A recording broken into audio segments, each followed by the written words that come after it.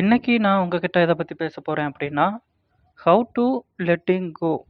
ஒரு உதாரணமா சொல்லணும் அப்படின்னா, உங்கள கஷ்டப்படுத்திக்கிட்டு இருக்கிற அல்லது நீங்க ஒரு விஷயத்துல இருந்து வெளியில வரணும் அப்படின்ட்டு நினைப்பீங்க இல்லையா?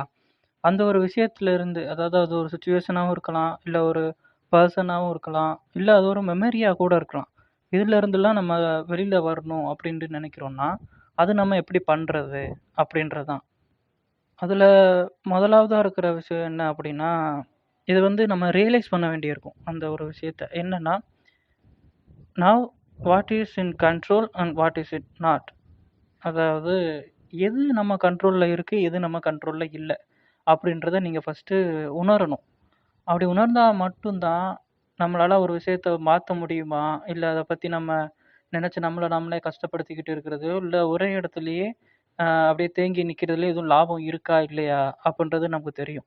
ஏன்னா, அந்த விஷயம் உங்க கண்ட்ரோல்ல இருக்கு அப்படின்னா, நீங்க அத மாத்திக்கலாம். இல்ல ஒரு பெர்சனா இருக்கிறாங்க அப்படின்னா, நீங்க அவங்கட்ட போய் பேசி புரிய வைக்கலாம். இல்ல ஒரு சிச்சுவேஷனா இருந்தா அதுலருந்து வெளில வர்றதுக்கு நான் இத பண்ணா வெளில வந்துருவேன். அப்படின்ற மாரி ஒரு காரணம் இருக்கும் இல்லையா? அத நீங்க பண்ணலாம். நம்ம எதுவுமே இல்ல அப்படின்னா, நீங்க அத பத்தி யோசிச்சுக்கிட்டே இருக்கிறதுலயும் எந்த பிரயோஜனமும் இல்ல இல்லையா? ஸோ அதுதான் ஃபர்ஸ்ட்டு ஸ்டெப். இத நீங்க ரியலைஸ் பண்ணணும். அடுத்ததா இருக்கிற விஷயம் என்ன அப்படின்னா, நவ் இம்பெர்மனன்ஸ். அதாவது நிரந்தரமின்மை அப்படின்ற ஒரு இது யாருக்குமே புதுசா இருக்காது. எதுவுமே நிரந்தரம் இல்ல அப்படின்ட்டு ஒரு வார்த்தைய கேட்காத பெர்சன் வந்து இந்த வாழ்நாள்ல யாருமே இருக்க முடியாது இல்லையா? ஸோ அவ்வளோ பாப்புலரான ஒரு விஷயம். ஆனா அது எந்த அளவுக்கு பாப்புலரோ அதே அளவுக்கு அதுதான் உண்ம. நம்மளோட சிச்சுவேஷனா இருக்கட்டும், இல்ல நம்ம கூட இருக்கிறவங்க, ஏன் நம்ம இருக்கிற இந்த உடம்பு கூட கடைசி வரையும் நம்ம கூட வருமா அப்படின்னா இல்ல. ஸோ இத வந்து நீங்க உணரணும். ஸோ இது உங்களுக்கு தெரிஞ்சிருச்சு அப்புட்ன்னா, எந்த ஒரு விஷயம் உங்கள வந்து ஆ அதாவது இறுக்கி பிடிச்சிருக்கோ, இல்ல எந்த ஒரு விஷயத்த நீங்க விடணும்னு நெனைக்கிறீங்களோ, அதுலேருந்து ஈஸியா விட்டு வெளில வந்துரலாம். அடுத்ததா பார்க்க போற விஷயம் என்ன அப்டின்னா, ஹோல்டிங் பேக் இஸ் ஹார்ட்.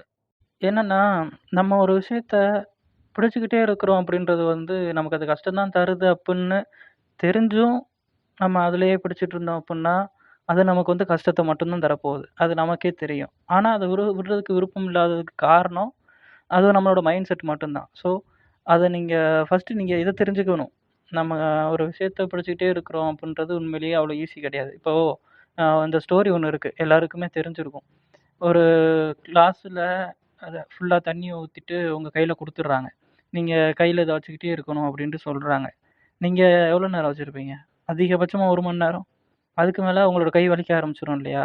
அதே மாதிரி தான். அதே மாரி உங்க கைய விட்டு நழுவி போணும் அப்படின்னு நினைக்கிற ஒரு உங்களோட பெட்டா இருக்கட்டும், அந்த மாரி ஏதாவது ஒரு விஷயம் இருக்குன்னா, நீங்க அத இழுத்து பிடிச்சுக்கிட்டே இருந்தீங்கன்னா, அந்த கயிறு வந்து உங்க கையவே இறுக்கிரும். அதுவும் உங்களுக்கு வலிய மட்டும் தான் தரும் இல்லையா?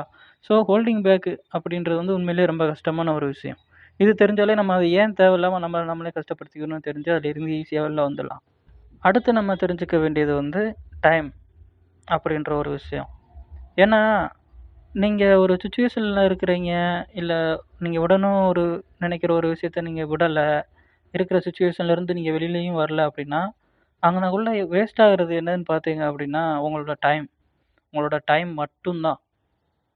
ஆனா, ஓவர் த பீரியட்ல நீங்க நீங்க டைம் வேஸ்ட் ஆகும். அது ஒரு பக்கம் நடந்துகிட்டு இருக்கிற பட்சத்தில, இன்னொரு விஷயம் என்ன நடக்கும் அப்படின்னா, நீங்க எத நினைச்சுக்கிட்டு இருக்கிறீங்களோ, அந்த இது வந்து எப்பயுமே அந்த உணர்வு கூட கிட்டத்தட்ட நிரந்தரம் இல்லாத ஒரு விஷயம் தான். நல்லா பார்த்தா 1 மாசம் இருக்கும். அதிகபட்சமா 1 வருஷம் இருக்கும். அதுக்கப்புறம் சேஞ்ச் அப்படின்றது கண்டிப்பா உங்களுக்கு தெரியாமலே உங்க லைஃப்ல வந்துரும். ஸோ, அந்த டைம் அப்படின்றது வந்து எந்த ஒரு மெமரீஸ் இல்ல எந்த ஒரு சிச்சுவேஷனுமே ஃபேட் ஆக்கும். ஸோ, அதையும் நீங்க தெரிஞ்சுக்கிட்டீங்க அப்புட்ன்னா, நீங்க உங்களுக்கு அந்த பீஸ் ஆஃப் மைண்ட் அப்படின்றது ஆட்டோமேட்டிக்கா வர ஆரம்பிச்சுரும். அந்த புரிதலே உங்கள வந்து எந்த விஷயம் கஷ்டப்படுத்துதோ அதுலேருந்து வெளில வர்றதுக்கு ரொம்ப உதவியா இருக்கும். அடுத்ததா சொல்லப் போற விஷயம் என்ன அப்படின்னா, இம்பார்ட்டன்ஸ் ஆஃப் மென்டல் ஹெல்த். ஏன்னா, இதுக்கு முன்னாடி நான் சொன்னேன் இல்லையா? அந்த டைம். அது வந்து எந்த அளவுக்கு நீங்க அதிக நேரம் அத பிடிச்சு வச்சுக்கிட்டு இருக்கிறீங்களோ, அதுக்கு முன்னாடி சொன்ன உதாரணம் தான். எந்த அளவுக்கு நீங்க கையில அந்த கிளாஸ் ஃபுல் ஆஃப் வாட்டர ஹோல்டு பண்ணி வச்சிருக்கீங்களோ, அந்த அளவுக்கு உங்களோட கை வலிக்கும். அதே மாதிரி இது ஒரு சிச்சுவேஷனோ, இல்ல ஒரு மெமரியோ, இல்ல ஒரு பிடிச்ச பெர்சனோட மெமரீஸோ அந்த மாரி இருக்குன்னா, அத நீங்க இந்த இவ்வளோ நாளைக்கு ஞாபகம் வச்சுட்டு அதையே நினைச்சுக்கிட்டு இருக்கீங்களோ, அந்த அளவுக்கு உங்களோட மனதளவுல உங்களோட வலி இருக்கும். ஸோ, ஏன் அது தேவையில்லாம உங்களுக்கு கொண்டு வரணும்? உங்களுக்கு தெரிஞ்சே உங்களுக்கு மனவலிய கொண்டு வரது ஒரு விஷயத்த நீங்க ஏன் வாலண்டியரா இழுத்து போட்டு நினைக்கணும் சொல்லுங்க? அதுல எந்த அர்த்தமும் கிடையாது இல்லையா? ஸோ, உங்களோட மென்டல் ஹெல்த் அப்படின்றதுக்கு அதிகமா இம்பார்ட்டன்ஸ் குடுக்க ஆரம்பிங்க. பிரசன்ட்ல இருங்க. அது மட்டும் தான். வேற எதுவுமே தேவையில்ல. ஒரு விஷயத்த விட்டு வெளில வர்றதுக்கு. நல்லா பார்த்தீங்க அப்படின்னா, மெமரீஸ் அப்படின்றது வந்து ஒண்ணு பாஸ்ட்டா இருக்கும். இல்லாட்டி ஃபியூச்சரா இருக்கும். அந்த 2யுமே நீங்க கட் பண்ணிட்டு பிரசன்ட்க்கு வந்துட்டீங்க அப்படின்னா, நீங்க அந்த சிச்சுவேஷன்லேருந்து ஈஸியா வெளில வந்துரலாம். நீங்க எந்த ஒரு மெமரீஸ நெனச்சும் வருத்தப்பட வேண்டியிருக்காது. இப்போ உங்களுக்கு முன்னாடி என்ன இருக்கு? அப்படின்றத மட்டுமே நல்லா என்ஜாய் பண்ண ஆரம்பிச்சுருவீங்க. இப்போ ஈவினிங் நேரம் அப்படின்ற பட்சத்தில நீங்க எதையாவது நெனச்சு வருத்தப்பட்டுக்கிட்டு இருக்கீங்கன்னு வச்சுப்போம். நீங்க ஏன் அத நெனச்சு வருத்தப்படணும்?